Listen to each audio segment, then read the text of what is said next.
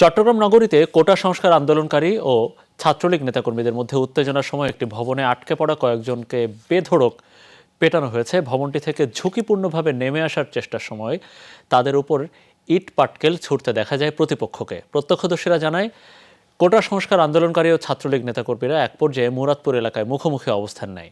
এ সময় উত্তেজনা ছড়িয়ে পড়ে। বেশ কয়েকজন পাশে একটি ভবনে ঢুকে পড়ে।